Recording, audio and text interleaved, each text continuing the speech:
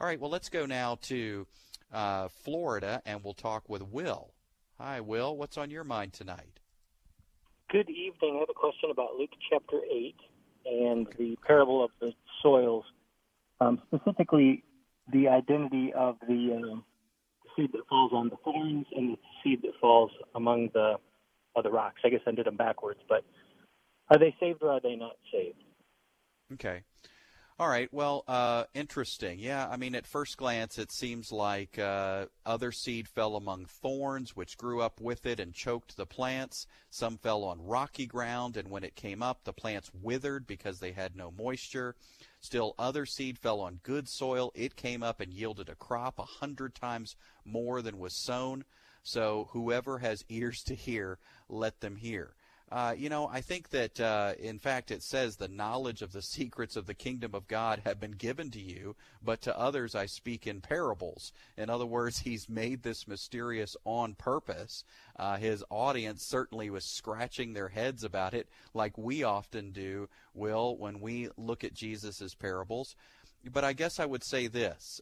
People are in transition. Everybody is somewhere. So, there's horrible soil, there's a somewhat fertile soil, there's a completely fertile soil, there's good soil, but there's some soil that has rocks on it, there's some soil that has thorns in it, and that's a description of several different kinds of people. This reminds me of the continue passages that often trip people up as well. Paul says, if you continue. The apostles sometimes talk about, in Hebrews as well, the importance of holding fast and continuing. People often ask about that. Well, I think that's a similar situation to what we see with this parable. 3 or 4, 5 different types of person out there or soil. They have different reactions to the gospel. Some people have heard the gospel for 5 minutes. Others have heard it for 5 days or 5 years. Some people are toying with the gospel. Other people want nothing to do with it. Others are incredibly receptive because they're hurting and looking for answers and can't wait to hear the gospel. So sometimes, there's just low-hanging fruit, so to speak. So easy for people to be receptive to the gospel. So what I would say here is we want to draw a line. And I know that's the bottom line of your question. We want to draw a line and say saved or lost or saved. And what I'm saying there is perhaps that's not the purpose at all of the parable. And perhaps that's not the purpose of Paul saying if you continue. See, Paul, when he writes a group of people, there's hundreds, even thousands of listeners or readers of this letter. 80% of them were illiterate, so likely they were listening. Nevertheless, imagine a crowd. Some people have heard that gospel 5 minutes, others 5 hours, others 5 days, you name it. All kinds of people. Paul's word to them, continue. Please continue. Continue hearing, continue believing, because at some point you're going to be born again.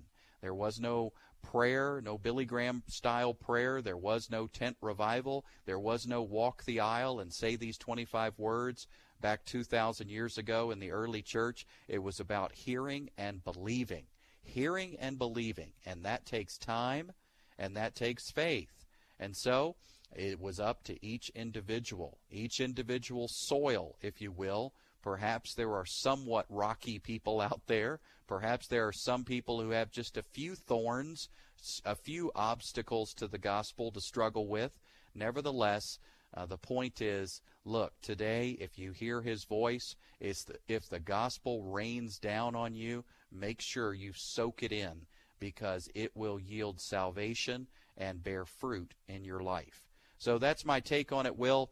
I won't draw a line in the sand and say this soil is saved and this soil is not saved, because I don't think that's the point at all. I think the point is everybody is somewhere on their way to hearing and perhaps believing the gospel, and so all the more reason to continue sharing and urging others to soak in the rain of God's grace. Hey, Will, thanks for your question tonight. Perhaps the first time we've had that. Great to hear from you. I hope you'll call back.